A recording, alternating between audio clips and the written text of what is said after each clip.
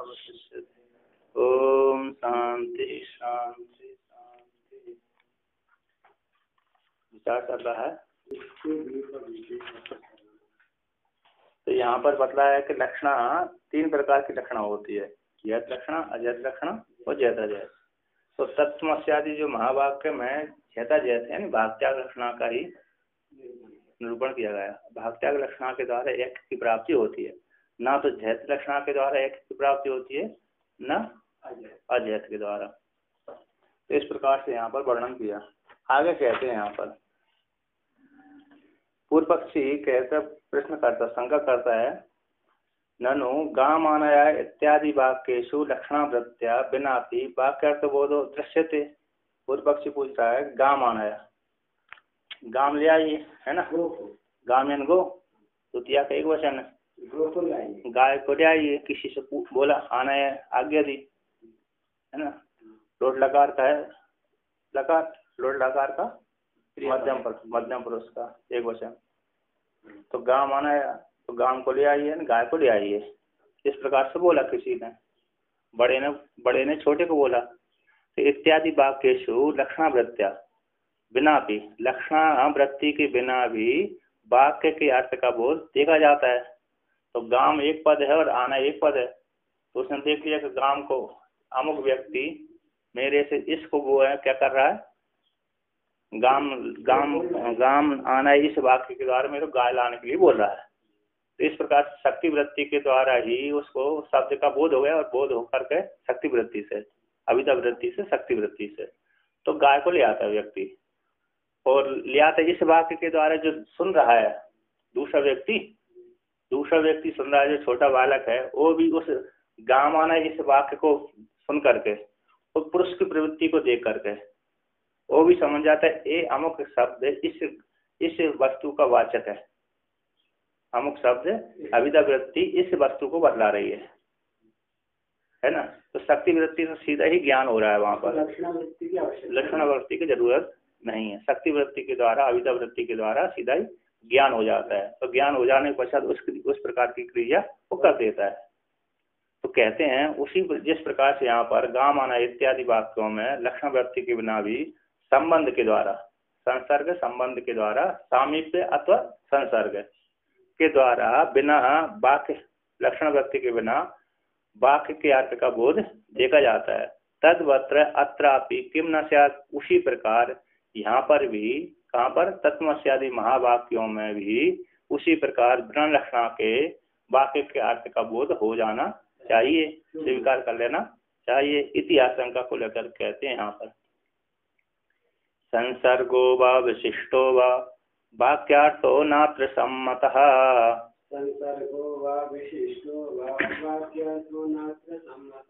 अखंड एक रसत्वेन वाक्यार्थो विदुषां मतः। कहते हैं संसर्ग संबंध, दो पदार्थों का संबंध है ना। तो संसर्ग अथवा विशिष्ट, विशिष्ट विशेष भाव, ये दोनों वाक्यार्थों का यहाँ पर सम्मत नहीं है। संसर्ग से भी यहाँ पर स्वीकार नहीं, संबंध को लेकर के भी तत्वमसि महावाक्य से ज्ञान नहीं है, स्वीकार नहीं किया जा सकता। और विशिष्ट, विशेषण विशेष भाव के द्वारा भी तत्वमस्यादि महावाक्यों के द्वारा ज्ञान का स्वीकार नहीं किया गया। तो वाक्य, दोनों वाक्यों के अर्थों का यहाँ पर स्वीकार सम्मत नहीं है।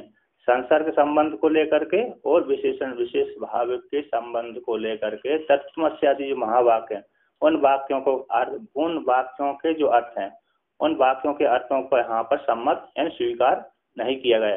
पूर्व की संसर्ग यानी संबंध हो गया, गाम आना है ना, दो वस्तु का मिलन होगा, एक संबंध होता है। हमने गाय को बोला गाम आना, या गाम एक पद है, आना एक पद है, इसके दोनों को संबंध अन्वय हो गया। अन्वय को देख करके अमुक व्यक्ति ने क्या कर लिया, जान गया। तो ये व्यक्ति और सादृश, उस प्रकार के दूसरे व्यक्ति ने, एक बालक ने भी इसमें क्या देख लिया, उसके गाम शब्द के द्वारा, गाम आना इस शब्द के द्वारा दूसरे पुरुष की प्रवृत्ति को देख कर, ऐसे देख करके उसने क्या कर लिया, उसको शब्द को अर्थवृत्ति जान लिए, अविद्या वृत्ति शक्ति वृत्ति के द्वारा उस शब्द के अर्थ को जान लिया। कि अमुक पुरुष ने इस शब्द के द्वारा इस वस्तु को बोध कराया, तो सीधा शक्ति वृत्ति से ज्ञान हो गया वहां पर। हाँ, संबंध से लेकर के। और विशिष्ट यानी विशेषण विशेष भाव, विशेषण विशेष भाव मतलब नीलम उत्पलम आना आया है ना, नील गुण से विशिष्ट जो उत्पल है उसको ले आइए। तो जैसे नील गुण हो गया विशेषण, और विशिष्ट हो गया विशेष हो गया उत्पल हो गया, तो नीला कमल ले आइए, है ना। तो इस प्रकार से यहाँ पर है विशेषण विशेष भाव के द्वारा उस कमल का बोध हो जाता है। यानी जो नील कमल है कैसे महान सुगंधि वाला है, महान सुगंधि वाला है। तो नील गुण से विशिष्ट, नील गुण के विशेषण से विशिष्ट कमल का बोध हो रहा है। इस प्रकार का यहाँ पर तत्वमस्यादि महावाक्य में पूर्व के आचार्यों ने यहाँ पर स्वीकार नहीं किया। तो कहते यहाँ पर कहते अखंड एक रसत्व है ना वाक्यर्थो विदुषा मत, अखंड एक रस रूप से, यानी तत्व पद और त्वम पद को निषेध करके, तत्व पद का और त्वम पद का। तो तत्पद वाच्य जो ईश्वर है और त्वम पद वाच्य जो जीव है, इन दोनों को निषेध कर दिया, परोक्षत्व को निषेध कर दिया और अल्पज्ञत्व को निषेध कर दिया। परोक्षत्व ईश्वर और अल्पज्ञत्व है परिच्छिन्नत्व जीव। इन दोनों की उपाधि को छोड़ करके जो ईश्वर में जो चैतन्य है और जीव में जो चैतन्य, वो चेतन कैसे अखंड एक रस वाला है। इस रूप से वाक्य अर्थों को तत्वमसि आदि जो महावाक्य, उन वाक्यों के अर्थ का विद्वानों के द्वारा सम्मत स्वीकार किया गया है।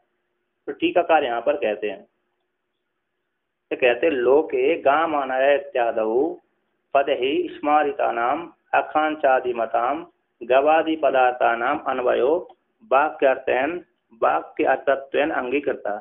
जैसे लोक में देखा जाता है कि गामानय इत्यादि वाक्यों में, इत्यादि पदों के द्वारा स्मारित जो आकांक्षा, एक वाक्य में है आकांक्षा युक्त सन्निधि तात्पर्य, इस चार पदार्थ को लेकर के बोध होता है, शब्द का बोध होता है। जैसे राम कह दिया तो इसमें आकांक्षा नहीं है, योग्यता, राम शब्द रूप को बदला रहा है किंतु योग्यता न होने के कारण स्वरूप को बोध न कराना, योग्यता नहीं, आकांक्षा नहीं है। राम अकेला शब्द से हमको आकांक्षा नहीं हो रही, राम को ये बस अमुक वस्तु दिया हो तब तो हो जाएगी, ये वस्तु राम की है तब तो बोध हो रहा है। राम अकेला शब्द कहने से बोध नहीं हो रहा है कि नहीं। तो राम में योग्यता भी होना चाहिए, ये वस्तु किसके लिए है, किसको देना है, किसके लिए है। तो आकांक्षा योग्यता, ये वस्तु यहाँ पर रखी है तो किसकी है, तो आकांक्षा हो गई। ये वस्तु यहाँ पर रखी है तो इसमें आकांक्षा बैठी है कि इस किसके लिए है, किसकी है, कौन इसका अधिकारी है। तो आकांक्षा योग्यता, योग्यता है मतलब एक काम करने वाली ये वस्तु है, तो इसमें योग्यता भी बैठी है और आकांक्षा भी है। और कैसे आकांक्षा योग्यता सन्निधि, सामीप्यता भी होना चाहिए। एक पद यहाँ पर है, एक पद मतलब एक पद कैसा बोल दिया, सुबह बोला और एक पद शाम को बोला, तो सन्निधि नहीं है, तो सन्निधि ना होने पर ज्ञान भी नहीं होगा। तो गाम इस समय बोला हमने, एक घंटे बाद आने वाली बोला, तो गाम को खुल जाएगा, तो मतलब उससे फिर वाक्य का अर्थ बोध नहीं होगा। तो गाम अकेले कहने से वाक्य का अर्थ बोध, गाय का रूप तो बदला रहा है किंतु उससे ज्ञान नहीं हो रहा। गाय को कह दिया लेकिन गाय को कहने मात्र से फिर अब उस गाय को हम क्या करें, है कि नहीं। तो गाँव माने हम किसी कहीं रास्ते में जा रहे थे, तो रास्ते में पूर्व व्यक्ति ने कह लिया मेरे जिधर आप जा रहे हो उधर से ही जो गाय है मेरी, उस गाय को ले आना, ऐसा बोल दिया। तो उसने ऐसे एक साथ बोला तो उसकी योग्यता भी है, आकांक्षा योग्यता भी उसमें, गाँव आना इसमें योग्यता भी बैठी है और वस्तु भी है, गांव का गाय का बोध करा रहा है। इस प्रकार से आकांक्षा योग्यता सन्निधि दो वाक्यों का समीपता है। गांव आना है कैसे, एक गांव है एक आना है, तो दो वाक्यों की समीपता भी सन्निधि भी है। इस प्रकार से कहते हैं आकांक्षा तात्पर्य। तो कहते हैं तात्पर्य गाय को बोध कराने वाला है, गाय को ले आइए। राम के रूप को या जो हाँ मतलब ज्ञान करा जैसे भोजन करते वक्त लवण आने बोलने पर नमक लाता है, जाते वक्त घोड़ा लाता है। हाँ कालिक संबंध को लेकर के ऐसे यहाँ पर तो दो गांव मतलब ये है तात्पर्य, मतलब वहाँ पर तो दो रूप अर्थ आ रहे हैं। नहीं, जैसे जैसे बोल दिया कि गंगायाम घोषा बोला तो वहाँ तात्पर्य नहीं बैठता ना, क्योंकि गंगा में मकान नहीं हो सकता, तो फिर तात्पर्य लगाना पड़ेगा कि नहीं तो वो व्यर्थ हो जाएगा। तो तात्पर्य उसका वहाँ पर है, तात्पर्य से वहाँ ले रहे हैं यहाँ पर तट में, तात्पर्य से ले रहे, वक्ता का तात्पर्य कुछ और है। मतलब वहाँ क्यों कह रहे, क्योंकि गंगा की जो शीतलता आदि धर्म है वो वहाँ है तट में, इसलिए उसको गंगा बोल दी तट को, तात्पर्य अभिप्राय ये हो जाएगा। जहाँ पर दो संशय वाले बात कहो तो संशय वाले बात कहो तो वहाँ पर तो और विशेष दिया जाता है, वो तात्पर्य तो ले लिया जाएगा ना, अभिप्राय क्या विशेष, अभिप्राय विशेष, वक्ता का अभिप्राय विशेष। तो कहते हैं तो स्मारित पदार्थों का पदों का आकांक्ष आदि है ना, आकांक्ष आदि मताम गवादि पदार्था नाम अन्वयो, गवादि पदों को जो अर्थ है उनका जो अन्वय है, गा मान है, तो यहाँ पर जो अन्वय है दोनों का वाक्य अर्थ है, वाक्य के अर्थ रूप से अंगीकार यहाँ पर किया गया, तो संसर्ग हो गया यहाँ पर। अब कहते हैं विशेषण विशेष भाव को कहते हैं नीलम महत सुगंधि उत्पलम इत्यादि नीलत्व आदि विशिष्टस्य उत्पलस्य वाक्य तत्व स्वीकृतम। कहते हैं नीलत्व, नील कैसे है, उसका गुण है, विशेषण है, तो नीलत्व आदि विशिष्ट उत्पल, नीलत्व गुण से विशिष्ट जो उत्पल, उस उत्पल का वाक्य अर्थ रूप से स्वीकार किया गया। और नीलत्व मतलब कैसा, नील गुण है, अन्य गुणों को व्यावर्तन कर रहा है, अन्यों का, जैसे गाम आना है तो गाम के स्थान पे हम घोड़े आदि को नहीं लाएं, उसी प्रकार नीलत्व है, नील कमल है, नीलोत्पलम है, तो नीलोत्पलम कहते हैं क्या हो रहा है वहाँ पर, नील गुण से विशिष्ट अन्य सफेद वाले जो कमल हैं उनका व्यावर्तन कर दिया और सीधा नील कमल के द्वारा नील कमल का बोध करा दिया। नील कमल होता है वहाँ पर, उत्तरांचल में खूब होते हैं, तो यहाँ पर भी जो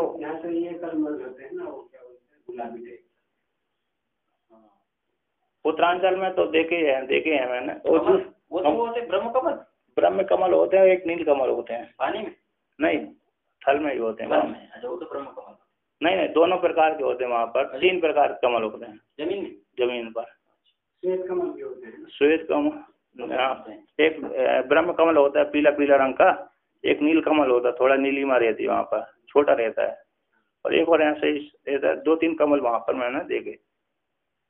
थल में थोड़ी होगा, तो पानी में ना हो जाएगा ना, कीचड़ में वहाँ बर्फ पड़ती है ना, तो बर्फ के कारण वहाँ पर जमीन में उग जाते हैं,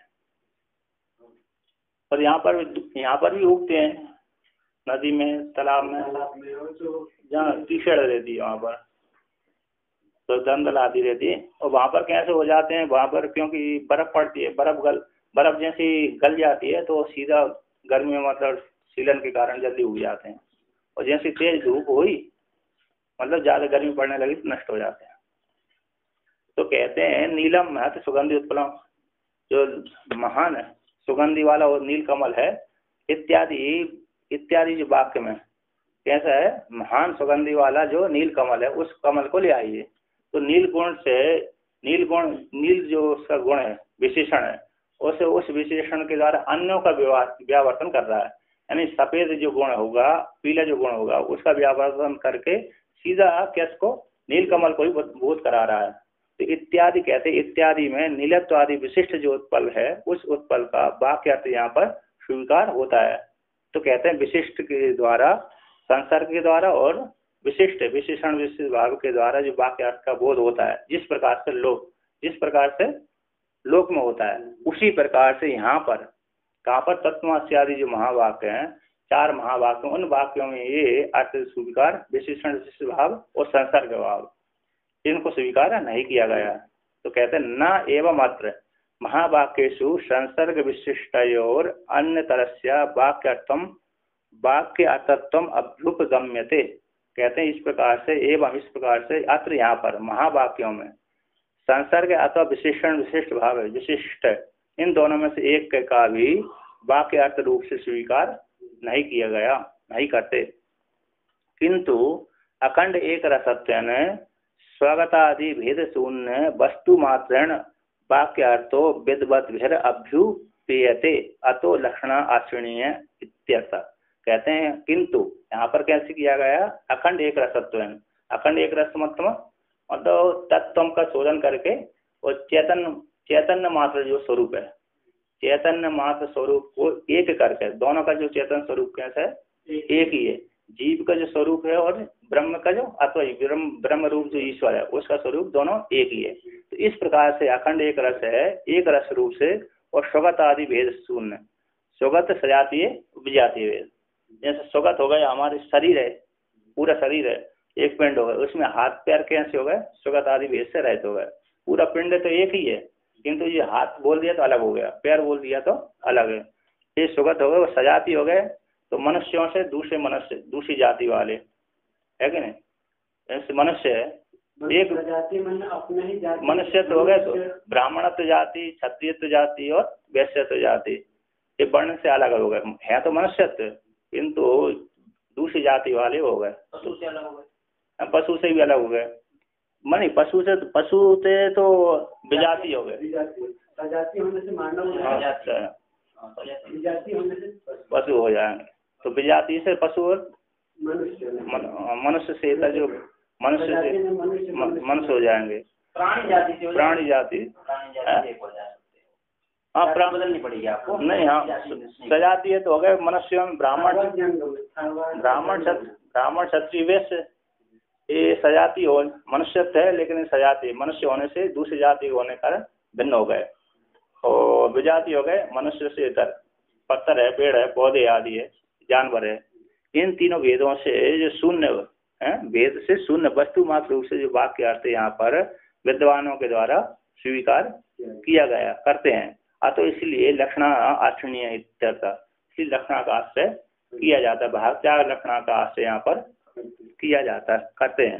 विशिष्टाद्वैती लोग मानते हैं स्वजाति भेद, स्वगत भेद मानते हैं। विशिष्टाद्वैती जो रामानुज संप्रदाय है वो स्वगत भेद मानते हैं, क्योंकि वो अपने में ही वो प्रकृति जीव से विशिष्ट जो है उनका यहाँ उनका मतलब वो है जीव नहीं, चेतन पुरुष ईश्वर जो उनका ब्रह्म है वो कैसा है, जीव और प्रकृति से विशिष्ट है।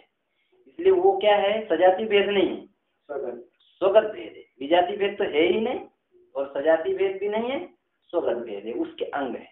ब्रह्म को भी सुख दुख का आभास होता है। हाँ, हमारे पाँव में दर्द होता है तो हमको आभास होता है जी, तो ब्रह्म के एक देश में सुख दुख होता है तो ब्रह्म को भी सुख दुख होता है। तो वो उनके वो जो है ना, वो जीव जो है इनसे तादात्म्य संबंध हटा देगा शरीर आदियों से, वो तो अभिवेक के कारण है, इसलिए उनको सुख दुख की कोई बात नहीं है, ऐसा है। लेकिन जब हम लोग भी इधर से तादात्म्य हटा लेते हैं तो नहीं होता है। हाँ, ये तो उनका ये कहना है, तादात्म्य हट जाएगा। और सजाति भेद मानते हैं, स्वगत भेद मानते हैं। कौन? रामानुज जी स्वगत भेद मानते हैं आत्मा में। हाँ, जैसे हमारे यहाँ सजाति स्वगत विजाति तीनों भेद से रहित आत्मा है, उनके यहाँ क्या है, स्वगत भेद है ऐसा, तो वो विशिष्ट हो गए, ऐसा विशिष्ट नहीं। अथवा कोई संसर्ग मानते हैं कि आत्मा का मतलब ब्रह्म का कार्य है जीव, वैसा भी नहीं है, कार्य कारण भाव संबंधी संबंध तो विशिष्ट दोनों से रहित हमारे यहाँ अखंड एक रस, मतलब एक ही अभेद ही है, मतलब जो वो है वो यही है, ऐसा तो संसर्ग विशिष्ट। तो आगे कहते हैं अखंड एक रसम वाक्यार्थम दर्शति, अखंड एक रस जो वाक्य है उस वाक्य के अर्थ को दिखलाते हैं। तो कहते हैं प्रत्यक बोधो या आभाति सोद्वानंद लक्षण,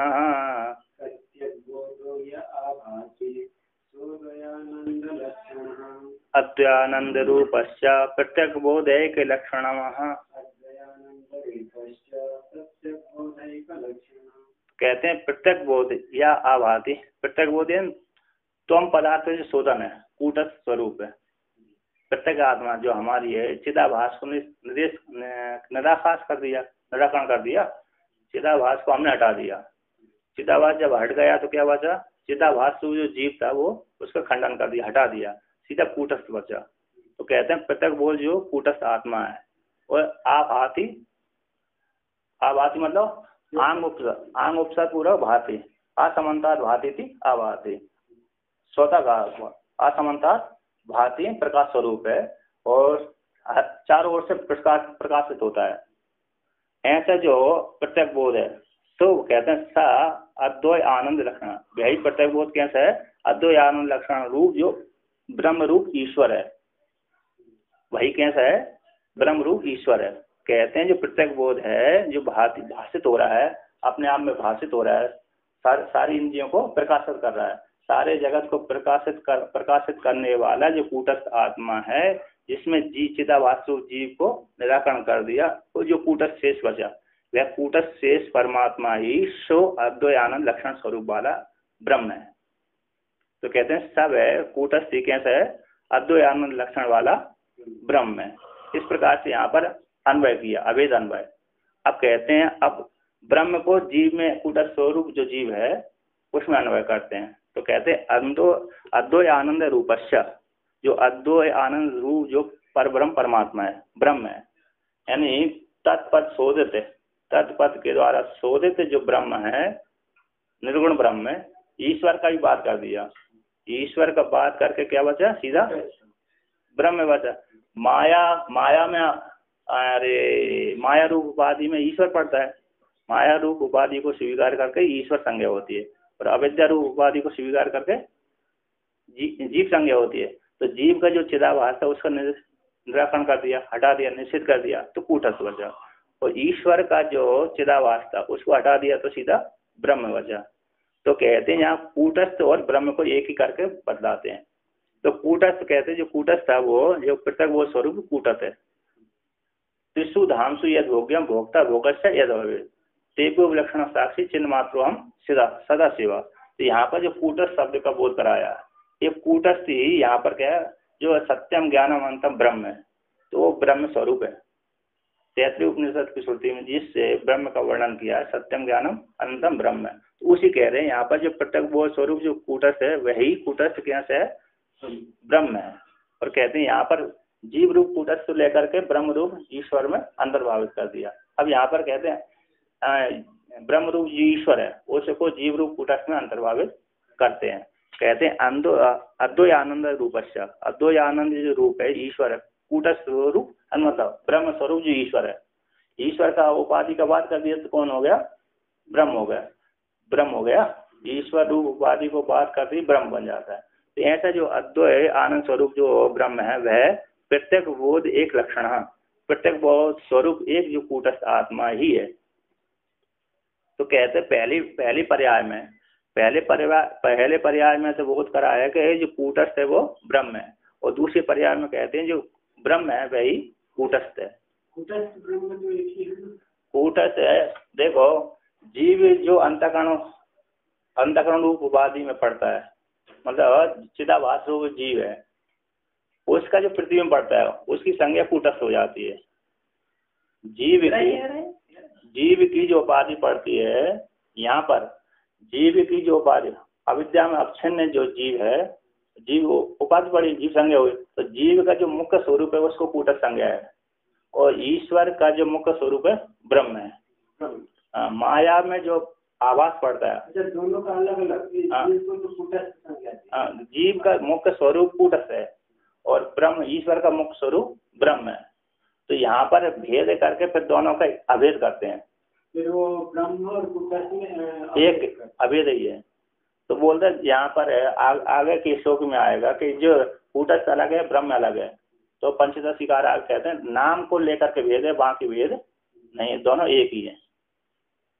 ब्रह्म कूटस्थ साक्षी बोलते हैं ना, कूटस्थ साक्षी चिन्ह साक्षी बोलते हैं।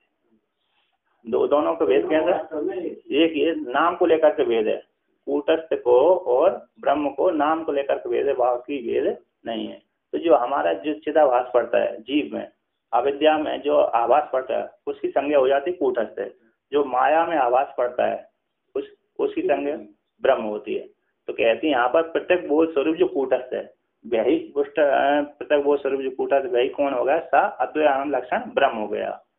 प्रत्येक स्वरूप तत्पद के द्वारा शोधित ब्रह्म स्वरूप हो गया। और कहते हैं अद्वैत आनंद रूप जो ब्रह्म है वही प्रत्येक बोध एक लक्षण स्वरूप स्वयं पदार्थ वाला कूटस्थ है। तो दोनों का अन्वय अभेद दर्शन कराया यहाँ पर। तो पहले पर्याय में तो जीव से लेकर कूटस्थ रूप जीव से लेकर के ब्रह्म ईश्वर रूप ब्रह्म में लीन किया। पर दूसरे पर्याय में कह दिया अद्वैत आनंद रूप के द्वारा जो कूटस्थ रूप ब्रह्म स्वरूप जो ईश्वर है उसको जो प्रत्येक बोध स्वरूप है कूटस्थ रूप जो जीव है उसमें एक ही बोध कराया। मतलब जीव ही कूटस्थ बना, जीव ही ब्रह्म है और ब्रह्म ही जीव है। जीव ही क्या है? ब्रह्म है और ब्रह्म ही जीव है। सत्यम ज्ञानवंतम ब्रह्म अथवा ईश्वर ब्रह्म, मतलब ये श्रुति है ब्रह्म सत्यम जगत मिथ्या, ब्रह्म सत्यम जगत मिथ्या, जीवो ब्रह्म ना परा। ब्रह्म ही सत्य है और जगत मिथ्या और जीव ही ब्रह्म है, कोई दूसरा जीव नहीं हुआ। तो ऐसी इसको कहते हैं भगवान भास्कर आनंद मतलब ब्रह्मवल्ली में। तो यहाँ पर यह टीकाकार कहते हैं यह प्रत्येक बोध सर्वांतरश्चिदात्मा आभाति बुद्धि आदि साक्षित्वेन स्फुरति तो अद्वय आनंद लक्षण अद्वितीय आनंद रूप परमात्मा इत्यादि। कहते हैं जो प्रत्येक बोध है, जो प्रत्येक बोध स्वरूप परमात्मा है, वह सर्व अंतर सभी के भीतर है, छुपा हुआ है, सभी के भीतर है, बुद्धि रूप गुहा में अवस्थित रहता है। ऐसा वो चिदात्मा है। आभाति किसके द्वारा भाषित होता है? बुद्धि आदि साक्षित्वेन स्फुरति, बुद्धि आदि के साक्षी रूप से स्फुरण होता है। जो कूटस्थ आत्मा है उसी को कहते हैं सो अद्वय आनंद लक्षण अद्वितीय आनंद स्वरूप आनंद रूप परमात्मा थी। वे कूटस्थ स्वरूप जो ब्रह्म है, कूटस्थ है, चिदात्मा है, उसी को कहते हैं सर्व चिदात्मा कूटस्थ स्वरूप चिदात्मा अद्वय आनंद लक्षण, अद्वय आनंद स्वरूप वाला, यानी अद्वितीय आनंद स्वरूप। अद्वितीय आनंद स्वरूप वो कैसे है? वो परमात्मा इत्यादि, परमात्मा ही है। तो यहाँ पर कूटस्थ को परमात्मा में लीन कर दिया, एकीभूत कर दिया। अब कहते हैं वो, अब दूसरे पर्याय में कहते हैं कि अद्वय आनंद रूपस्य तथा विदा, जो अद्वय रूप आनंद स्वरूप जो परमात्मा है, वह परमात्मा प्रत्येक बोध एक लक्षण चिद एक रसा प्रत्येक आत्मा एक इत्यर्थ। तो वो अद्वय आनंद रूप जो परमात्मा है, वही परमात्मा प्रत्येक बोध एक लक्षण वाला है। प्रत्येक बोध एक लक्षण का अर्थ किया है चिद एक रसा, चिद एक रस वाला प्रत्येक आत्मा ही है। ये पार के द्वारा यहाँ पर निर्धारण किया है। ये जो ब्रह्म है वो ही कूटस्थ है, और जो कूटस्थ है वो ही ब्रह्म है। इस प्रकार से यहाँ पर अभेद अन्वय कराया है। तो आगे कहते हैं एवं अखंड अर्थ बोधेन किम स्यात् इति आशंका इत्यतः आह। तो कहते हैं इस प्रकार से अखंड अर्थ के बोध के द्वारा क्या होता है, किम स्यात् क्या हो गया, इसको लेकर के कहते हैं। तो कहते हैं यहाँ पर इत्तम अन्योन्यतादात्म्य प्रतिपत्तिर यदा भवेत्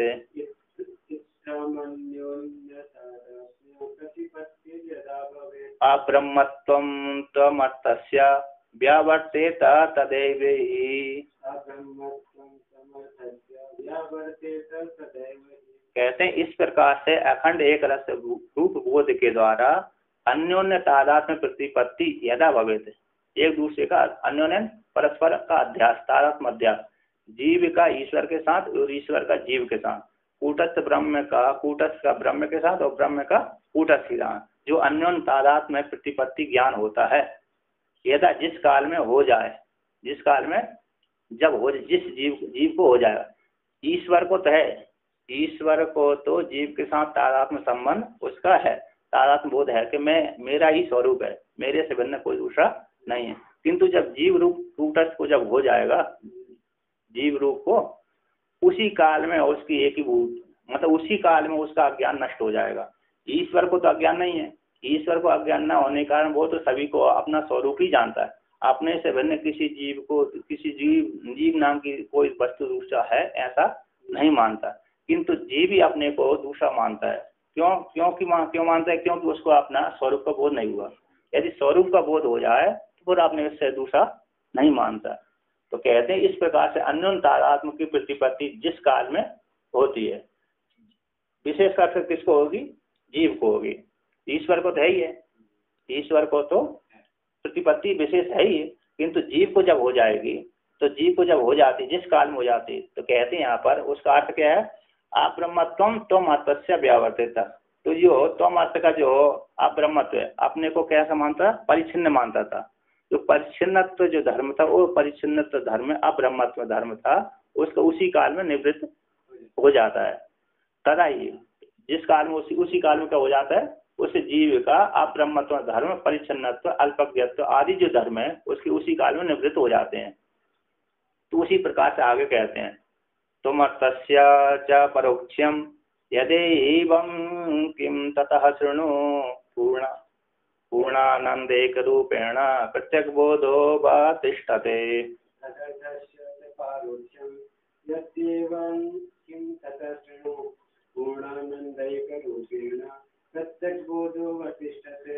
कहते हैं जिस प्रकार से त्वम अर्थ रूप जो कूटस्थ का जीव का अब्रह्मत्व का व्यावर्तन हो गया, निवृत्त हो गया, तो कहते हैं उसी काल में उसी प्रकार से तदा एव ही उसी प्रकार से ही तद अर्थस्य जो परोक्ष है, जो तद अर्थ वाला जो परोक्ष है, ईश्वर कैसा है परोक्ष था, तो तद अर्थवाचक जो परोक्ष है तद इति परोक्ष विजानिया, तद अर्थ परोक्ष को बोध कराने वाला है। तो ईश्वर में जो परोक्षत्व धर्म था वो परोक्षत्व धर्म ही क्या हो जाएगा, उसी काल में निवृत्त हो जाएगा। जीव ने जैसे ईश्वर के साथ अभेद संज्ञा करी उसी प्रकार ईश्वर भी जीव के साथ एकीभूत हो जाता है।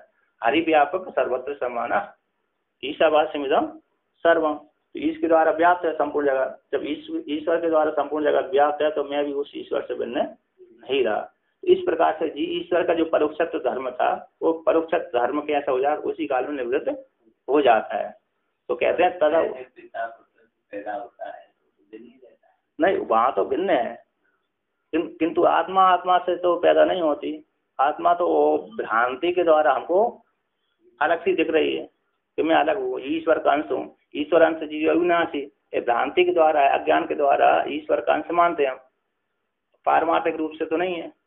यदि पारमार्थिक रूप से ईश्वर का अंश जीव होता तो फिर कभी एक ही भूत नहीं होता है कि नहीं। वो भी पिता से कहाँ हुआ, वो तो पिता से तो आत्मा वही जाते पुत्र, आत्मा ही पुत्र रूप से उत्पन्न होती है। सोने से घड़ा, सोने से मान लीजिए वो बने गए ना, तो कौन अलग हो गए?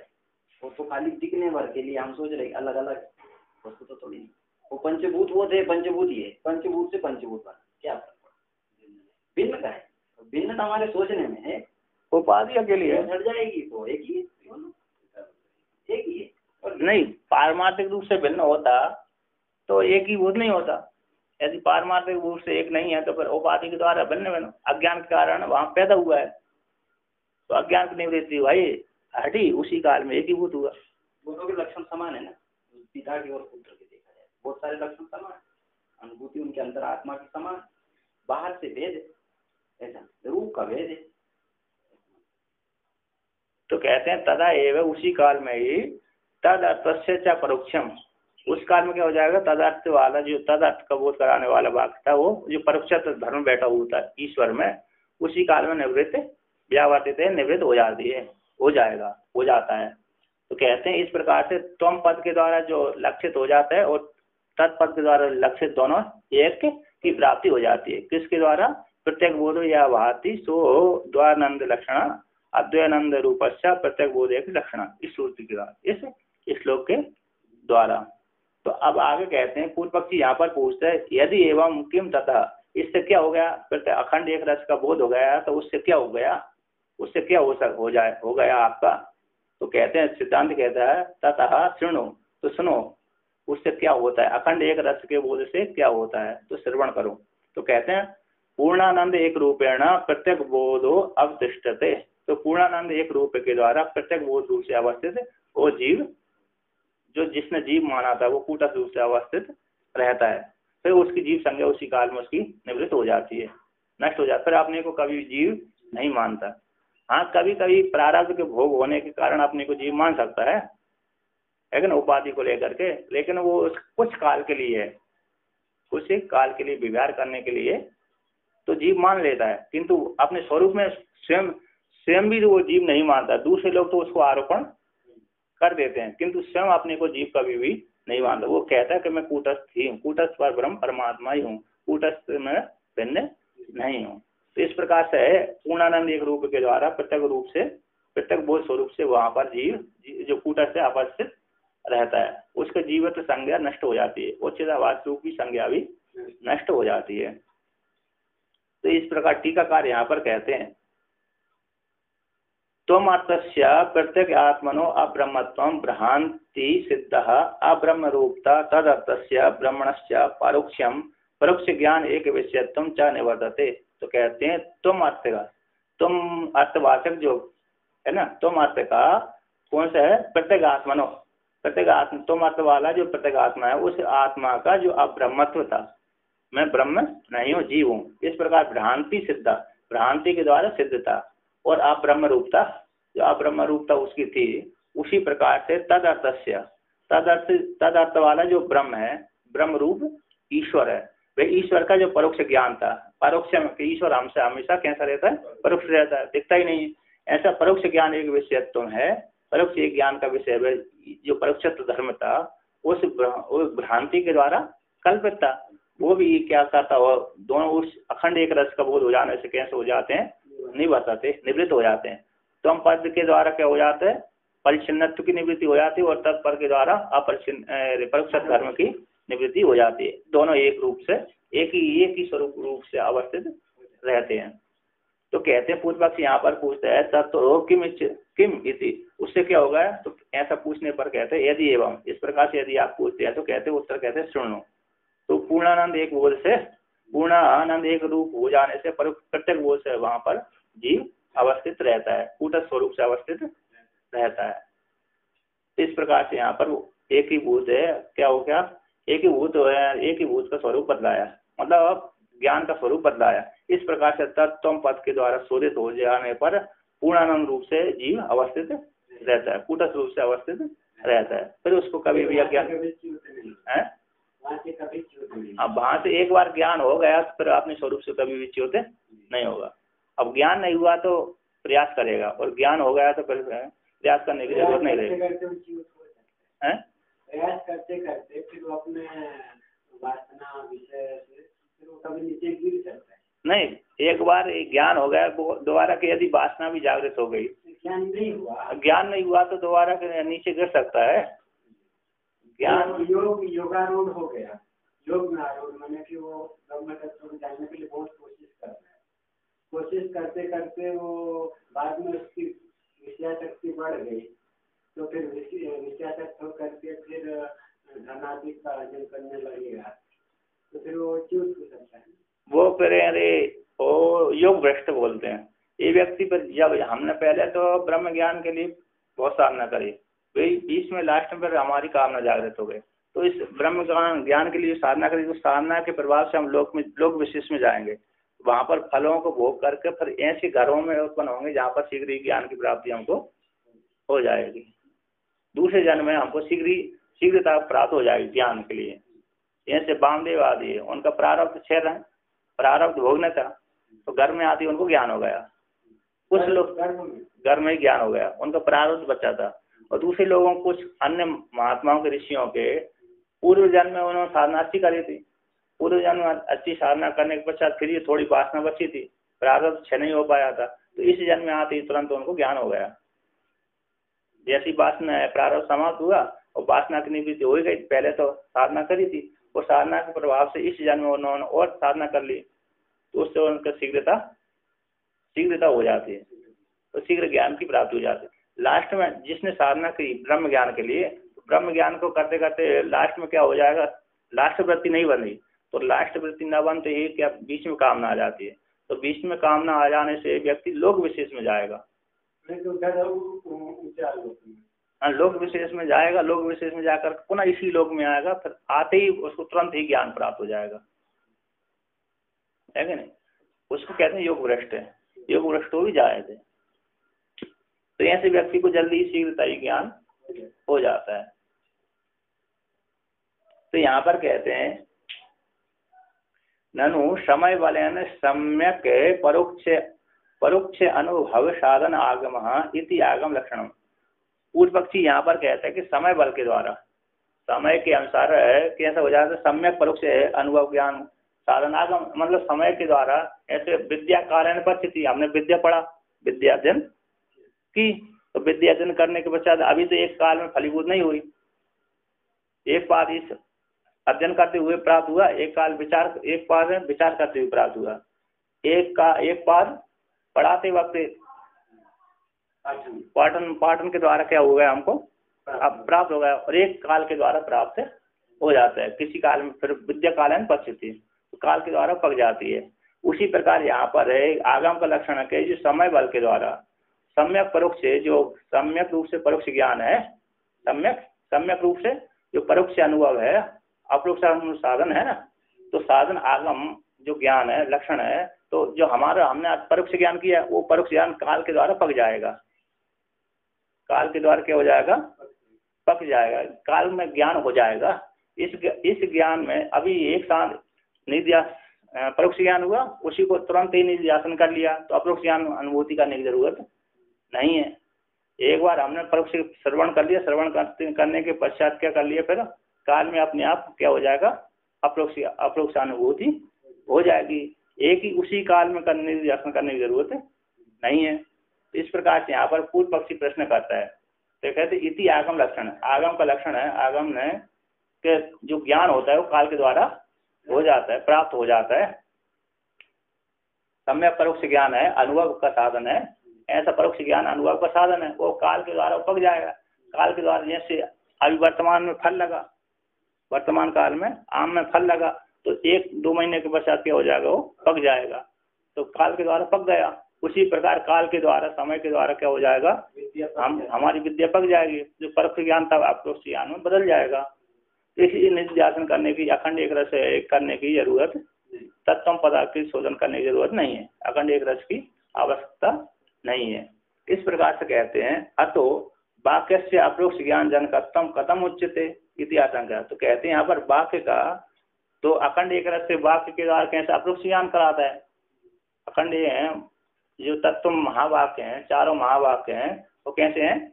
अपरोक्ष ज्ञान कराने वाले हैं। तो कहते हैं अतः, तो यहाँ पर तो आगम ने कहा है कि जो ज्ञान होता है, जैसे फल है समय में पकता है, अपने काल के अनुसार पकता है, उसी प्रकार यहाँ भी जो महावाक्य काल के द्वारा पक जाए, काल के द्वारा एक ही भूत अखंड एक रस का बोध करा दें। तो यहाँ पर इसी परोक्ष ज्ञान तो करा दें, लेकिन अपरोक्ष ज्ञान में न कराएं। तो पूर्व पक्षी कहता अतो वाक्य से अपरोक्ष ज्ञान जनकत्वम कथम उच्यते, वाक्य का अपरोक्ष ज्ञान की उत्पत्ति करने वाले हैं, ऐसे आप कैसे कह सकते हैं? महावाक्य है ना, 4 जो महावाक्य हैं, जो 4 महावाक्य कैसे अपरोक्ष ज्ञान की उत्पत्ति करने वाले हैं। तो ये कैसे? क्योंकि काल है, समय, आगम ने तो लक्षण किया है कि समय के अनुसार काल फल देता है, समय के अनुसार ही व्यक्ति को फल की प्राप्ति होती है। उसी प्रकार यहाँ पर परोक्ष जो ब्रह्म ज्ञान महावाक्य है, वो महावाक्य परोक्ष ज्ञान कराने वाले हैं, अपरोक्ष ज्ञान कराने वाले नहीं है। इस प्रकार से शंका करते हैं। तो कहते हैं वाक्य का, महावाक्यों का अपरोक्ष ज्ञान जनकत्व कैसे? क्योंकि काल के अनुसार ही सबको फल की प्राप्ति, ईश्वर सबको फल कब देता है? काल के अनुसार देता है। हमारा काल कुछ का हमने ऐसे कर्म किए, इस काल में हमको प्राप्त नहीं होने चाहिए और नहीं होते। हमारा काल जब फल देने वक्त योग आएगा तो ईश्वर ऐसी काल गणना कर देता है कि हमारे फल वहीं पर जाकर के उदय, चाहे अच्छे वाले चाहे खराब वाले, ऐसे नरक के भोगने वाले हैं ना, वो कर्मों को यहाँ पर नहीं भोगा जा सकता है, उसके लिए काल विशेष के द्वारा नरक की प्राप्ति होगी। और जब स्वर्ग के फल भोगने हैं उनको, तो यहाँ पर स्वर्ग के फलों को यहाँ पर पृथ्वी लोक में नहीं भोग सकते, तो काल के अनुसार ईश्वर के द्वारा हम काल विशेष में जाकर के स्वर्ग में जाएंगे, वहां पर भोगेंगे। और कुछ ऐसे कर्म होते हैं इसी शरीर के, तो वर्तमान काल में युवावस्था में नहीं भोग सकते, उसको बुढ़ापे में भोगना है, तो बुढ़ापे का काल संयोग बनाएगा ईश्वर, तो काल के द्वारा वहां पर क्या होता है? भोग भोगाया जाता है। उसी प्रकार यहाँ पर काल के द्वारा महावाक्यों से ज्ञान हो जाना चाहिए, अपरोक्ष ज्ञान नहीं होना चाहिए। वाक्यों से, महावाक्यों से परोक्ष ज्ञान तो ठीक है, परोक्ष ज्ञान तो ठीक है, लेकिन अपरोक्ष ज्ञान उनसे न होना चाहिए। अपरोक्ष ज्ञान कैसे उत्पन्न होगा? इस प्रकार की आशंका को लेकर कहते हैं सिद्धांत परिज्ञान शून्यो अयम इति मनसी निधाय उपासते। इस प्रकार कहते हैं, सिद्धांति कह रहा है कि सिद्धांति जो पूर्व पक्षी से कह रहा है कि सिद्धांत के परिज्ञान से शून्य, जो पूछने वाले के ऊपर हंसी उड़ाता है। कौन? सिद्धांति पूछने वाले से, जो पूर्व पक्षी पूछने वाला है उसके ऊपर हंसी उड़ाकर कहते हैं सिद्धांत परिज्ञान से शून्य अयमिति, इस प्रकार ये सिद्धांत के परिज्ञान से शून्य पूर्व पक्षी इस प्रकार से मन में धारण करके उनका उपास बढ़ाते हुए इस श्लोक का उदाहरण देते हैं। तो कहते हैं एवं सती महावाक्यात् परोक्ष ज्ञान मीर्यते, एवं सती महावाक्यात् परोक्ष ज्ञान मीर्यते, यस्तेषां शास्त्र सिद्धांत विज्ञानम सोवतेतराम, यस्तेषां शास्त्र सिद्धांत विज्ञानम कहते हैं एवं सती, ये जो लोग मानते हैं कि महावाक्य से परोक्ष ज्ञान नहीं होता, परोक्ष ज्ञान होता है, अपरोक्ष ज्ञान नहीं होता। एवं ऐसी प्राप्ति हो जाने पर, कैसी? पूर्णानंद अखंड एक रस के द्वारा तो महावाक्य को द्वारा अखंड एक रस की प्राप्ति हो गई। ऐसी प्राप्ति हो जाने के पश्चात जो पूर्व पक्षी कहते हैं कि महावाक्य से परोक्ष ज्ञानम ईर्यते, परोक्ष ज्ञान की प्राप्ति होती है, अतः महावाक्य अपरोक्ष ज्ञान नहीं कराते।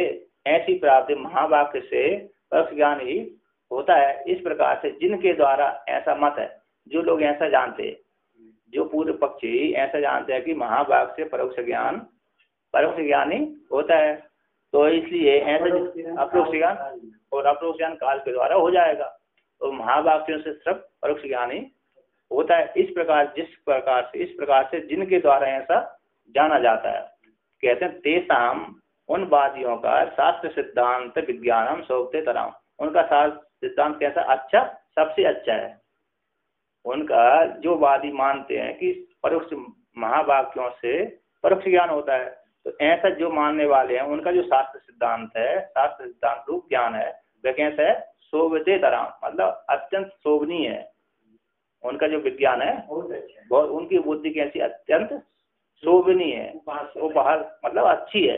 इस प्रकार से मतलब उनके ऊपर व्यंग कर रहे हैं कि तुम अच्छे हैं, सबसे अच्छे हैं, ऐसे ही बने रहो, है कि नहीं? इस प्रकार से उनका उपहास करते हैं। तो कहते हैं एवं बदंता सिद्धांत रहस्यम ते ना जानन्ति इत्यर्थ। इस प्रकार से बोलने वाले हैं जो ऐसा कहते हैं कि ब्रह्म महावाक्यों से परोक्ष ज्ञान होता है, ऐसे जो कहते हैं, ऐसे कहते हैं जो सिद्धांत को ना जानने वाले वो इस प्रकार से कहते हैं। अर्थात वेदांत सिद्धांत को ना जानने वाले इस प्रकार से कहते हैं, किंतु जो सिद्धांत को जानते हैं वो कभी ऐसा नहीं कहते कि महावाक्यों से अपरोक्ष ज्ञान नहीं होता। इस प्रकार से यहाँ पर वर्णन किया। तो यहाँ पर आगे कहते हैं ननु सिद्धांत तावत तिष्ठतु वाक्यस्य अपरोक्ष ज्ञान जनकत्वम तु अनुमान सिद्धम इति आशंकते। कहते हैं पूर्व पक्षी सिद्धांत कहते हैं ननु सिद्धांत तावत तिष्ठतु, सिद्धांत को तो रहने लो, सिद्धांत तावत तिष्ठतु, सिद्धांत को तो वर्तमान काल में रहने दो। वाक्यस्य परोक्ष ज्ञान जनकत्वम, वाक्य कैसे परोक्ष ज्ञान के उत्पन्न करने वाले हैं, इति तो अनुमान सिद्धम इति, अनुमान सिद्धि है। जो वाक्य होता है वह हमेशा कैसा? परोक्ष ज्ञान को उत्पन्न करने वाला है, ऐसा अनुमान सिद्धि है। इति आशंका को लेकर के कहते हैं। तो कहते हैं आस्ताम शास्त्रस्य सिद्धांतो युक्त्या वाक्यात् परोक्षति। आस्ताम शास्त्रस्य सिद्धांतो युक्त्या वाक्यात् परोक्षति। स्वर्गादि वाक्यवन्नैवं दशमे व्यभिचारतः। कहते हैं आस्ताम शास्त्र से, ये शास्त्र का सिद्धांत है। मतलब पूर्व पक्षी कहता था कि ब्रह्म महावाक्यों से परोक्ष ज्ञान होता है ना? पूर्व पक्षी ने तो सिद्धांति ने कहा महावाक्य, पूर्व पक्षी ने कहा है महावाक्यों से कैसा होता है? परोक्ष ज्ञान होता है। तो सिद्धांति ने उनका उपवास किया कि आप सिद्धांत को नहीं जानते। तो कहते हैं यहाँ पर सिद्धांत कह रहा है, पूर्व पक्ष कह रहा है सिद्धांत शास्त्र से सिद्धांत तो आस्ताम, शास्त्र के सिद्धांत तो रहने दो अभी। युक्त्या वाक्यात् परोक्ष, युक्ति के द्वारा तो वाक्य से परोक्ष ज्ञान उत्पन्न होता है। युक्ति के द्वारा, अनुमान के द्वारा वाक्य से क्या होता है? परोक्ष ज्ञान होता है। जैसे उदाहरण दिया स्वर्गादि वाक्यवत, स्वर्गादि जैसे स्वर्गादि वाक्य, स्वर्ग कहाँ है? अरे स्वर्ग लोक विशेष है। तो क्या स्वर्ग काम हो देता? स्वर्ग की कामना वाले स्वर्ग रूप काम की सुख रूप काम के लिए यजन करे। वहां पर स्वर्ग को जो भोग भोगना चाहता है उसके लिए स्वर्ग काम हो यजेता। तो स्वर्ग को जिसकी कामना है वो यजन करे। तो इस वाक्य के द्वारा स्वर्ग का परोक्ष ज्ञान उसको होता है। स्वर्ग काम हो यजेता, तो स्वर्ग की कामना वाले पुरुष है उसका स्वर्ग के लिए यजन करे। धर्मा यजेता, दधि आदि के द्वारा यजन करे। इस प्रकार के वाक्य से क्या हो जाता है? स्वर्ग काम यजेता, इस वाक्य के द्वारा परोक्ष ज्ञान होता है स्वर्ग का। तो अपरोक्ष तो नहीं है। क्यों अप्रोक्ष क्यों नहीं है? क्योंकि वो इंद्रिय का विषय नहीं है हमारी। इंद्रिय के विषय न होने के कारण सीधा शास्त्र के द्वारा हमको उसका कैसा है? परोक्ष ज्ञान ही होता है। किंतु हम हमारी इंद्रियों को विषय न होने पर भी परोक्ष है ऐसा हम नहीं कह सकते। शास्त्र के द्वारा तो वो कैसा है, अप्रोक्ष ही है, क्योंकि शास्त्र ने देखा है। यदि शास्त्र नहीं देखता तो ऐसी बात है नहीं बोलता स्वर काम ये देता।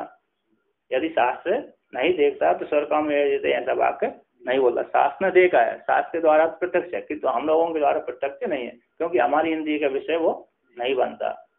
तो इसी शास्त्र के द्वारा देख करके हम लोग प्रवृत्त होते हैं। तो यहाँ पर पूर्व पक्षी कहता है कि युक्ति के द्वारा वाक्य से परोक्ष ज्ञान होता है, स्वर्ग आदि वाक्यवत, स्वर्ग आदि वाक्य के समान। उसी प्रकार से महावाक्यों के द्वारा भी परोक्ष ज्ञान होना चाहिए। जैसे स्वर्ग आदि वाक्यों के द्वारा स्वर्ग का ज्ञान कैसा हो जाता है, परोक्ष ज्ञान होता है। तो सिद्धांत कहता है नैवम, ऐसा आप नहीं कह सकते। 10 में व्यभिचारता, 10वें व्यक्ति में व्यभिचार न होने से। 10मस्तमसि न एवं 10वें व्यभिचारता, 10वें व्यक्ति में व्यभिचार नहीं होता। नियम पर व्यभिचार नहीं है आपके नियम। हाँ, आपके नियम 10वें व्यक्ति का मतलब नियम। आपका यहाँ पर जो न्याय दिया है स्वर्गाधिपत वाक्यम, इसका तो व्यभिचार हो रहा है, न्याय अप्रोक्ष हो रहा है। 10वें व्यक्ति में ऐसा नहीं होता। 10वें व्यक्ति में परोक्ष ज्ञान, 10वें व्यक्ति में अप्रोक्ष ज्ञान ही हो जाता है। 10मस्तमसि वाक्य में अप्रोक्ष वाक्य से क्या हो जाता है, अप्रोक्ष ज्ञान हो जाता है, परोक्ष अकेला नहीं हो। 10वां अस्थि इससे परोक्ष ज्ञान हो गया, और 10मस्तमसि इससे अप्रोक्ष ज्ञान हो गया।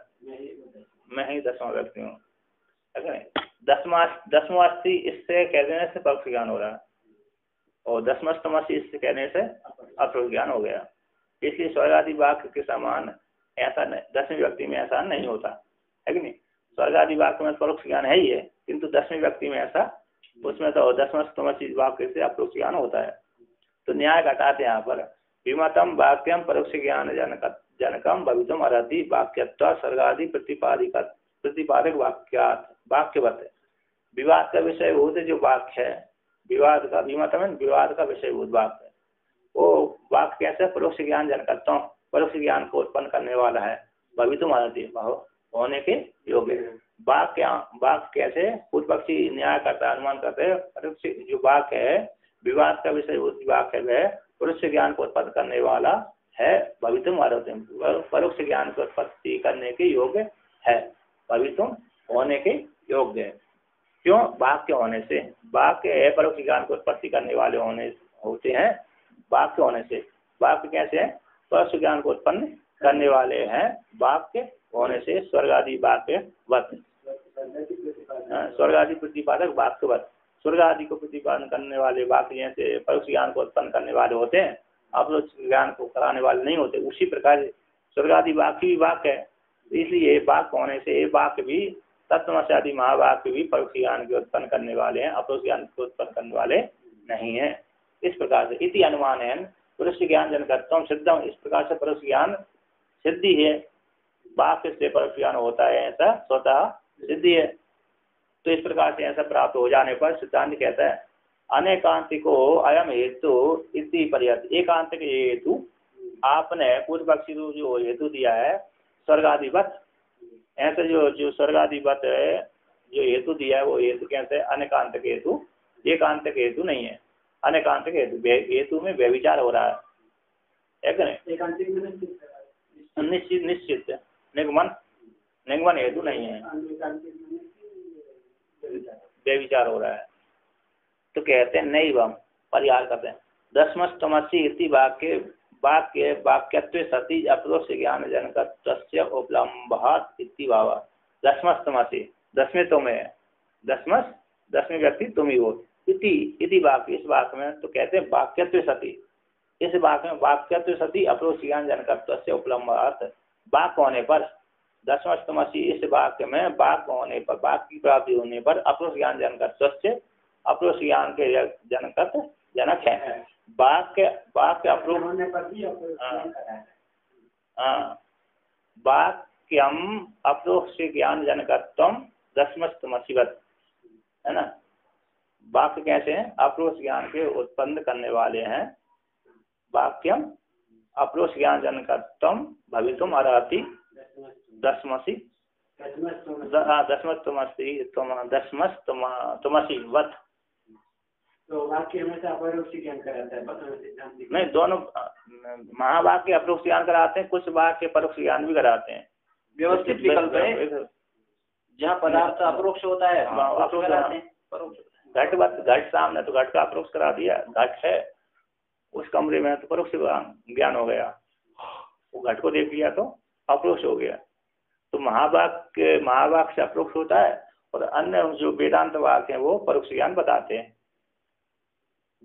ब्रह्म का स्वरूप बतला देते हैं, परोक्ष ज्ञान हो गया। उसका निध्यासन किया तो अपरोक्ष ज्ञान हो गया। श्रवण के बाद मनन करना पड़ता है, श्रवण के बाद मनन किया, मन के बाद निध्यासन किया, और निध्यासन करते ही चरम वृत्ति बनी तो ज्ञान हो जाता है। श्रवण कर लिए फिर मनन में उसको बार बार सुन। हाँ, मनन मतलब है श्रवण किया गुरु से, शास्त्र से, तो गुरु ने जो बताया, शास्त्र ने जो बताया वो युक्त बैठ रहा है कि नहीं बैठ रहा है, तो तत्व वहां पर मनन में तत्व पद का शोधन हो जाता है। तो तत्व पद का शोधन हो जाने पर हमारा यही लक्षित है, उसका निध्यासन करना है। निध्यासन मतलब उसकी धारा प्रवाहित करना है। मनन में ही क्या हो जाता है, निश्चय हो जाता है। शास्त्र श्रवण शब्द श्रवण किया शास्त्र का, तो श्रवण करके हमने जान लिया कि ब्रह्म ऐसा है, तो उसको युक्ति के द्वारा घटा लिया, जो शास्त्र ने बदलाया और हमारी युक्ति में ठीक बैठ रहा है कि नहीं बैठ रहा, उसको मन हो गया विचार के द्वारा, तर्क के द्वारा। तो तर्क के द्वारा निश्चय कर लिया हमने, क्या कर लिया, यही सत्य है और दूसरा असत्य है। तो जैसे ही सत्य हो गया निध्यासन की कोटि में आ गया, तो उसी का फिर बार बार चिंतन करना है। इसका मन के द्वारा निश्चय हो जाने पर तो निध्यासन कोटि में आ गया, फिर उसी का बार बार चिंतन। दृढ़ निश्चय चरम वृत्ति बनती हमको अपरोक्ष अनुभूति हो जाएगी। चरम वृत्ति जब तक नहीं बनेगी तब तक अपरोक्ष अनुभूति नहीं होगी। अब जिसको पहले एक बार श्रवण से ही बोध हो जाता है तो उसके लिए उत्तम अधिकारी है, जो श्रवण मात्र से ही जिसको बोध हो जाता है। उत्तम अधिकारी का क्या लक्षण है? उत्तम मतलब उसने पूर्व जन्म में अच्छी साधना करी थी, है कि नहीं, कृतुपासक था, वैराग्य थे, सारे उसकी बुद्धि सूक्ष्म थी, वैराग्य था, और अन्य सारी उसको कोई इच्छा नहीं थी। ऐसे व्यक्ति को जल्दी शीघ्र ज्ञान हो जाता है।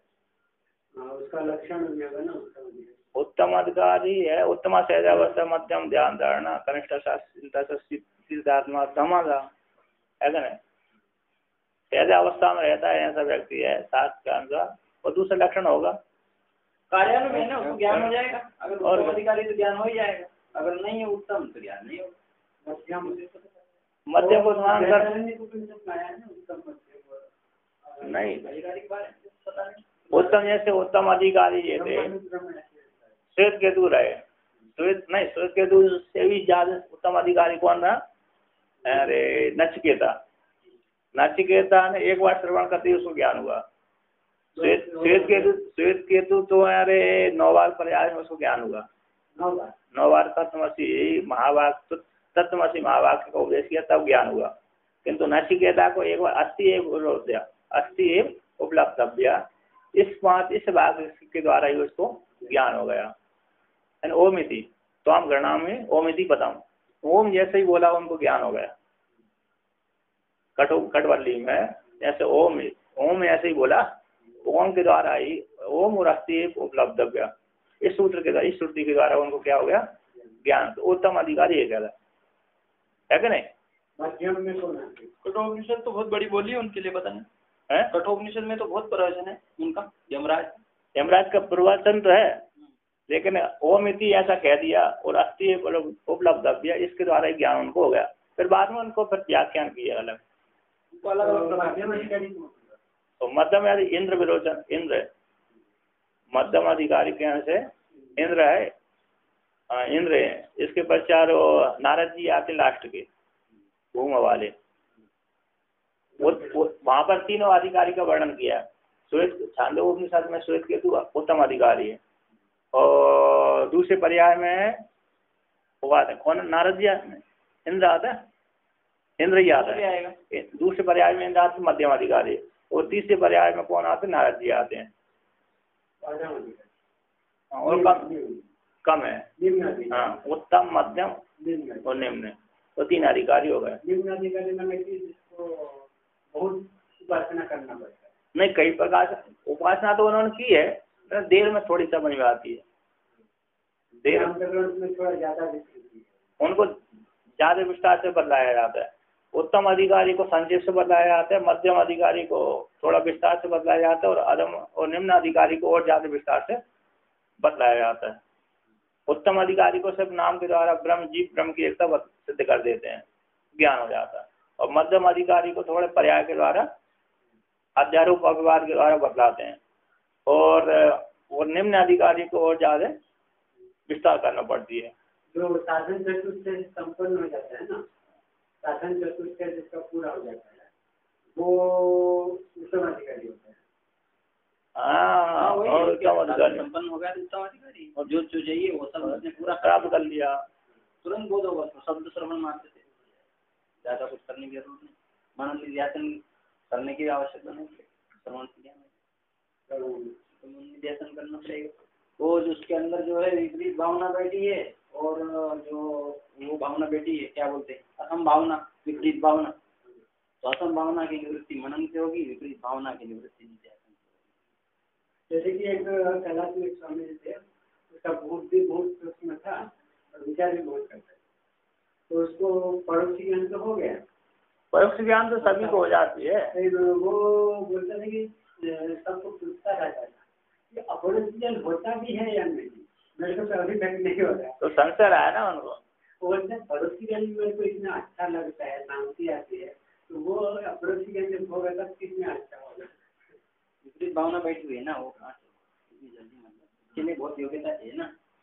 इसलिए अधिकारी का अर्थ करते हैं कि मतलब वो शास्त्रविद फल भोक्तृत्व, फल जिसके अंदर उत्पन्न हो जाए वही अधिकारी है। फल उत्पन्न जिसके अंदर आत्मज्ञान, अब सुने और फल उसके अंदर हो ही नहीं, आत्मज्ञान हो ही नहीं, तो वो अधिकारी कैसे? उत्तम अधिकारी ना। हाँ, तो उसके लिए तो फिर प्रतिबंधक बैठे हुए हैं उसके अंदर, असम भावना, विपरीत भावना इत्यादि बैठे हुए हैं।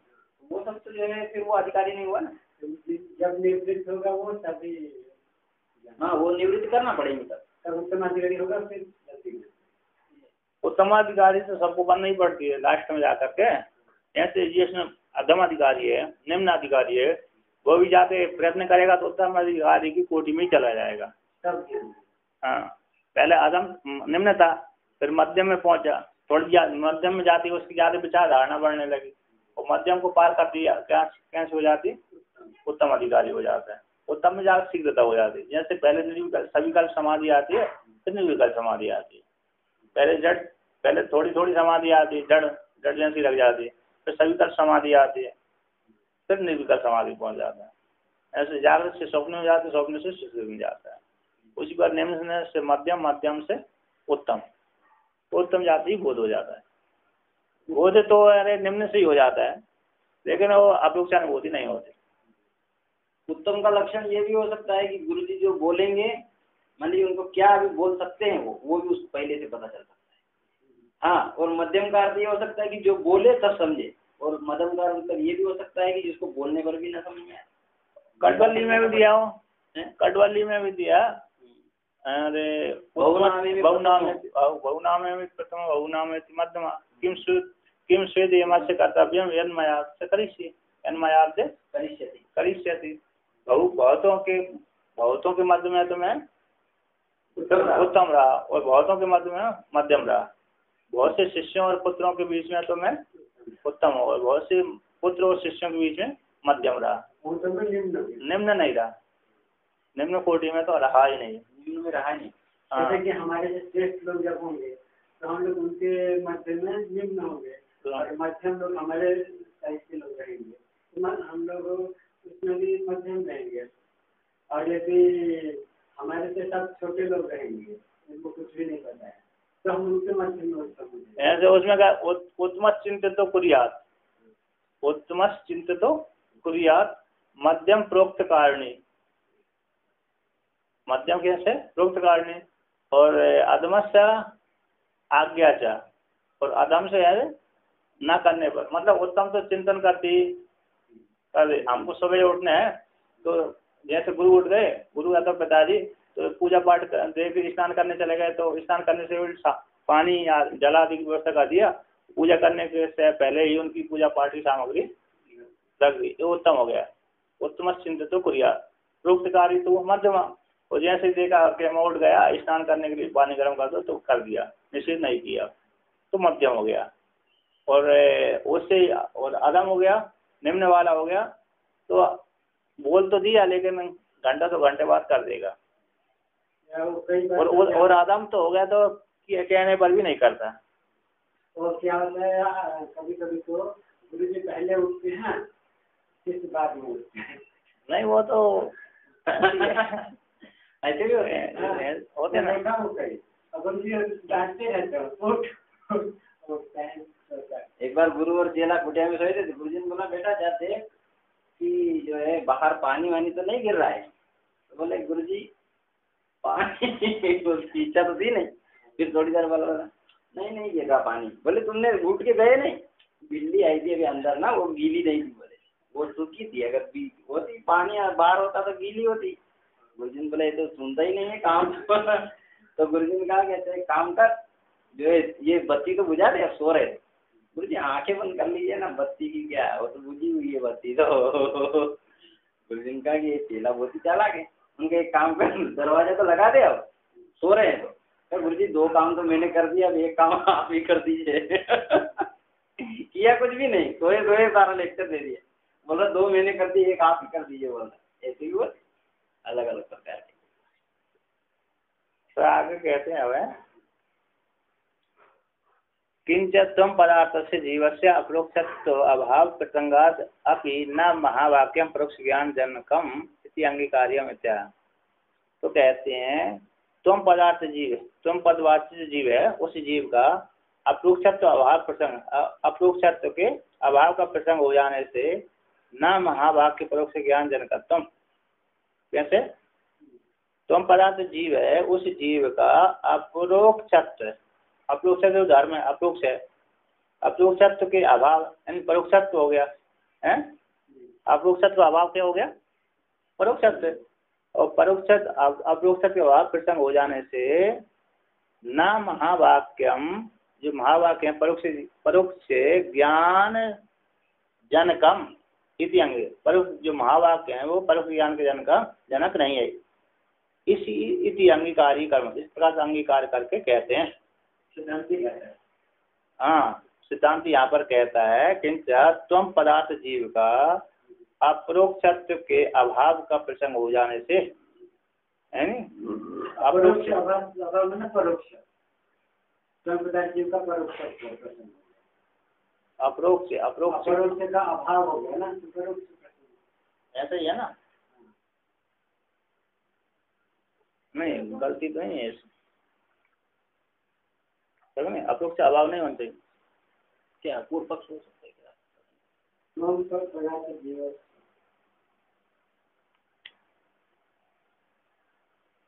अपरोक्ष अभाव प्रसंगात अपी विधि है, अपी मैंने ऐसा होने पर भी महावाक्य परोक्ष ज्ञान में जाने को यही है। अपरोक्ष अभाव होने पर भी परोक्ष ज्ञान स्वीकार नहीं करना चाहिए, ये कह रहे हो। ऐसा होने पर भी परोक्ष होगा तो जरूरी थोड़ी नहीं। स्वयं पदार्थ जीव से अपरोक्ष अभाव प्रसंग मान लेने से, अपरोक्षत्व के अभाव के है ना, परोक्ष मान लेने से न महावाक्य न महावाक्यम परोक्ष ज्ञान जनकत्वम, परोक्ष ज्ञान महावाक्य परोक्ष ज्ञान के जनक है, ऐसा अंगीकार्य नहीं करना चाहिए, ऐसा अंगीकार्य करने के योग्य नहीं है इति कहते हैं। हाँ, तो कहते तुम पदार्थ जीव का अपरोक्ष से अभाव हो जा, अभाव के प्रसंग से महावाक्य परोक्ष ज्ञान के जनक है, ऐसा भी स्वीकार नहीं करना चाहिए। अतः महावाक्य कैसे है? स्वतः परोक्ष ज्ञान अपरोक्ष ज्ञान को वही बोध कराने वाले हैं। तो कहते हैं यहाँ पर स्वतो अपरोक्ष जीवस्य ब्रह्मत्व है अभिवांछता, स्वतो परोक्ष जीवस्य नस्य सिद्धा परोक्षत्वम इति युक्ति महारित्यहो, नस्य सिद्धा परोक्षत्वम इति युक्ति महत्यहो, कहते हैं ब्रह्मत्व अभिवांछता, ब्रह्मत्व की वांछा करने से, ब्रह्मत्व की, मैं ब्रह्म हूँ इस प्रकार की वांछा करने से स्वतः अपरोक्ष जीव का, पहले तो कैसे स्वतः अपरोक्ष ही है, पहले तो उसको ब्रह्म ज्ञान है ही है, तो ब्रह्म ज्ञान होने के कारण स्वतः अपरोक्ष जीव का, और जो ब्रह्मत्व की वांछा हो जाने से, ब्रह्मत्व की वांछा होने से स्वतः ही अपरोक्ष जीव का नश्येत सिद्ध अपरोक्षत्व, जो सिद्ध अपरोक्षत्व है, सिद्ध अपरोक्ष ज्ञान नष्ट हो जाए, ऐसा युक्ति महती आओ, आपकी बड़ी महान युक्ति है। सिद्धांति ही उस पूर्व पक्षी से कह रहा है, व्यंग कर रहा है, तो यहाँ पर व्यंग है कि जो पहले से तो अब जीव कैसे है स्वतः अपरोक्ष ज्ञान वाला, स्वतः ही उसको अपरोक्ष ज्ञान हो गया, और अपरोक्ष ज्ञान हो जाने के पश्चात जो सिद्ध अपरोक्ष है उसको नष्ट हो जाए,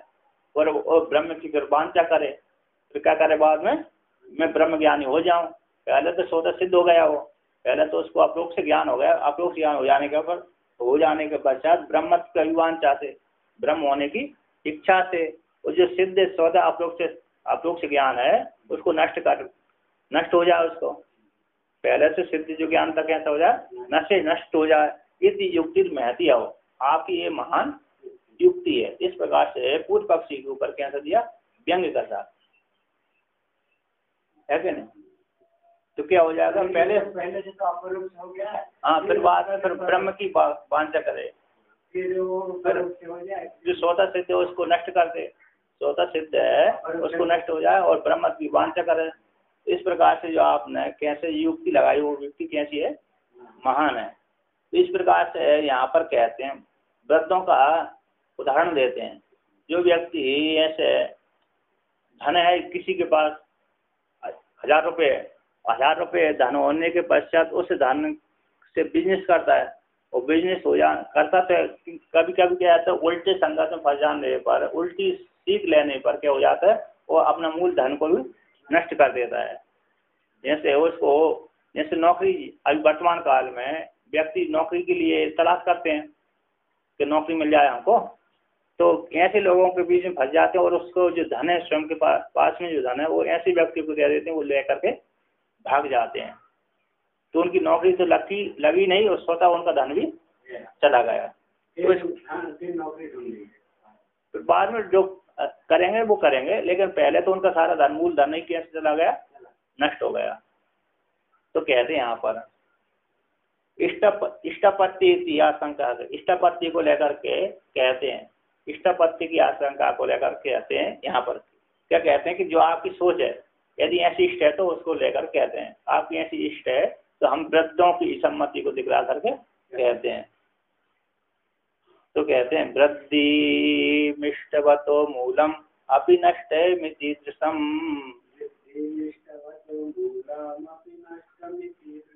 लौकिकम वचनम सार्थम संपन्नम त्वत्प्रसादितः।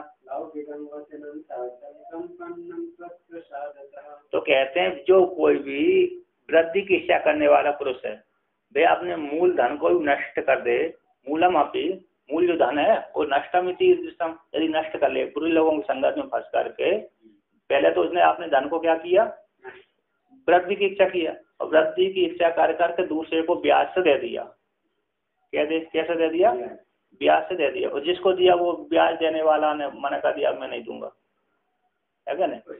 अच्छा, किसी को जैसे हमने यार सोचा हमारे पास धन है, हमारे पास धन था कि हमने सोची इस धन को हम दान नहीं वृद्धि कर दें, तो हम बढ़ाएं, ये धन रख क्या करें, इसको बढ़ाएं। तो हमने किसी साहूकार को लिए बिना, एक साहूकार को लिए बिना दूसरे को धन दे दिया, दूसरे व्यक्ति को ब्याज में दे दिया, वो व्यक्ति गवा बनाया नहीं, वो व्यक्ति वो परदेश चला गया, उस जगह को छोड़कर चला गया, उस जगह को छोड़कर चला गया, तो चले जाने से क्या हो गया, उसका सारा धन ही नष्ट हो गया। तो कहते हैं जो वृद्धि को जैसे एक किसी आश्रम में गया, कोई एक हो गया चालाक व्यक्ति, तो चालाक व्यक्ति किसी के आश्रम में गया, और आश्रम में जाकर के पहले उसने 100 रुपये, 1000, 500, 510 हजार रुपये चढ़ाए। तो महंती जी के सामने चढ़ाता था, तो महंती जी ने शुरू में 100 रुपये चढ़ाए, उसने ध्यान नहीं दिया, 1000 चढ़ाए, फिर ध्यान नहीं दिया, 2-4 बार देखा, और तीसरी चौथी बार उसने 10-15 हजार रुपये चढ़ा दिए, है कि नहीं। तो 10-15 हजार रुपया चढ़ा दिए। तो अरे उसने मेहंदी जी ने विचार किया ये तो बिना अरे भगत होते ही चढ़ा रहा है। तो उसने पूछा कि आप क्या करते हो क्या नहीं करते और क्यों पैसे चढ़ा रहे हो। उसने कहा महाराज मेरे धंधा है। कैसा धंधा है कि मैं पैसा ब्याज से देता हूँ, तो 1 साल में इतने हो जाते हैं, इसलिए मेरे पास खूब पैसा है वो मैं ब्याज से देता हूँ, इसी प्रकार का धंधा करता हूँ। तो मेहनत को लोग आ गए कि हमारे पास 1 लाख रुपए है, इसकी वृद्धि हो जाएगी ब्याज को दे देंगे। तो मेहनत ने उस लोकल व्यक्ति को, चालाक व्यक्ति को दे दिया कि हमारे भी ब्याज से दे दो, तो हमारा भी क्या हो जाएगा, वृद्धि हो जाएगी। अर्थात हमको जो 1 लाख रुपए के 1.5 लाख रुपए मिल जाएंगे 1 साल में। तो 1 लाख रुपए लेकर को चला गया और बाद में उसको लौट कर भी नहीं आया, तो मेहनत के सारे 1 लाख रुपए नष्ट हो गए। तो वृद्धि की इच्छा करी थी उन्होंने। उसी प्रकार वृद्धि की इच्छा करने वाला जो मूल धन को भी क्या कर देता है, नष्ट कर देता है। तो कहते इस प्रकार की यदि आप ऐसा कहते हो, कहते लौकिकम वचनम सार्थम संपन्नम त्वत्प्रसादता, तो लौकिकों को जो वचन है वो सार्थक हो जाएगा आपकी कृपा से, आप पूर्व पक्षी की कृपा से लौकिकों को वचन भी यहाँ पर क्या हो जाएगा, सार्थक हो जाएगा। कि लोग जो अपने धन को वृद्धि करने वाला भी मूल धन को गवा देता है बिना विचारे जो करे सो पाछे ही पछता है। तो बिना विचार के जो करता है वो पाछे पछताता है। उसी प्रकार बिना विचार के अपने धन को वृद्धि करने की इच्छा करता है वो फंस जाता है। तो ऐसे जो लौकिकों को वचन है वो सार्थक हो जाएगा, सार्थक संपन्न सार्थक हो जाएगा। कहते हैं तत्प्रसादता, इस प्रकार की है, मतलब आपकी कृपा से, आप पूर्व पक्षी की कृपा से, तुम पूर्व पक्षी की कृपा से, इस प्रकार से यहाँ पर वर्णन किया। तो आगे कहते हैं ननु सोपाधिकत्वात् जीवस्य अपरोक्षत्वं युक्तम्। पूर्व पक्षी यहाँ पर कहता है सोपाधिक जीव का अपरोक्षत्व युक्त है। ब्रह्मणस्तु निरुपाधिकत्वात् न तन्युज्यते इति संगता, किंतु ब्रह्म तो निरुपाधिक है, तो निरुपाधिक होने से वह अपरोक्ष कैसे हो जाएगा। जीव तो कैसा है, सोपाधिक है, सोपाधिक जीव होने से वो उसका अपरोक्ष ज्ञान अपरोक्ष है, वो तो ठीक है, किंतु ब्रह्म का निरुपाधिक होने से तत् न युज्यते, कैसे अपरोक्षत्व यहाँ पर योग संभव नहीं हो सकता। जैसे अपरोक्ष ज्ञान जैसे जीव का तो ठीक है, स्वतः सिद्ध है, अपरोक्ष है ना, किंतु उसी प्रकार से ब्रह्म भी अपरोक्ष हो जाए ऐसा संभव नहीं हो रहा। क्यों, वो निरुपाधिक है, जो उपाधि से रहित जो नहीं होता, उपाधि से जो रहित है उसको कैसे जाने, अपरोक्ष रूप से कैसे जानेंगे। तो इस प्रकार से यहाँ पर लेकर के कहते हैं।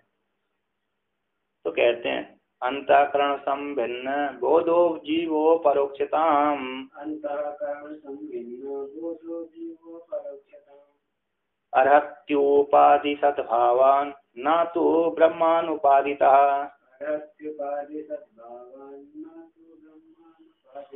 तो कहते हैं अंतःकरण संभिन्न बोधो, अंतःकरण उपाधि से युक्त, अंतःकरण उपाधि वाला जो बोध है, चेतन स्वरूप जो ज्ञान है, वह चेतन स्वरूप जो ज्ञान रूप जो जीव है, वो जीव तो कैसा है, अपरोक्ष है।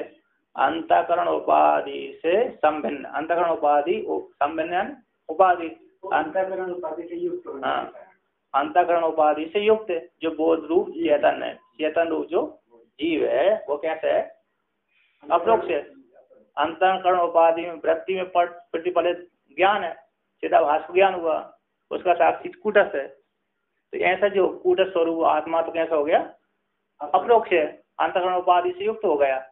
अंतःकरण उपाधि से युक्त होकर चिदाभास को ज्ञान हुआ, ज्ञान होने के द्वारा उसका साक्षी कौन हो गया, कूटस्थ है। इस प्रकार से कूटस्थ रूप जो जीव है ऐसा अपरोक्ष है।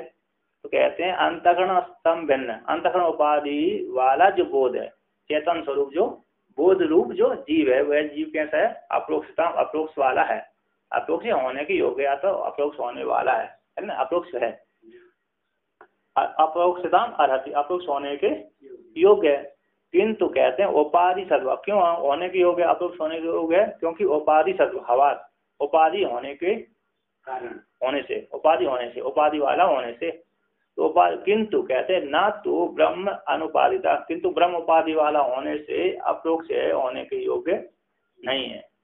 ब्रह्म उपाधि वाला नहीं, ब्रह्म निरुपाधिक है, तो जिन निरुपाधिक कहते हैं वो प्रत्यक्ष कैसे होगा, इंद्रियों के विषय वो कैसे बनेगा।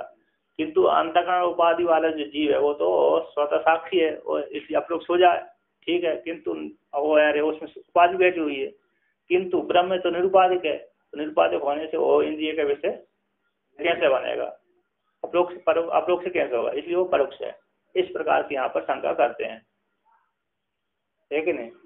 इसमें कार्य उपाधि अयम इति जीवा, यहाँ पर ठीक नीचे टीकाकार कहते हैं कार्य उपाधि अयम जीव इति श्रुति। कार्य उपाधि वाला जीव है, और जीव का लक्षण कहते हैं बुद्धि अवच्छिन्न चैतन्य। बुद्धि से अवच्छिन्न जो चैतन्य है उसको जीव कहते हैं।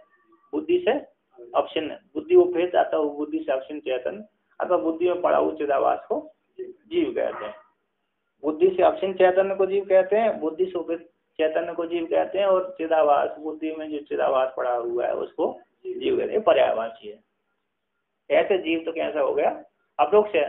किंतु ब्रह्म कैसा है? निरुपाधिक है, वो कैसे अपरोक्ष होगा? इस प्रकार की यहाँ पर शंका लेकर के उत्तर देंगे वह, ठीक है ना। ओम पूर्णमदः पूर्णमिदं पूर्णात्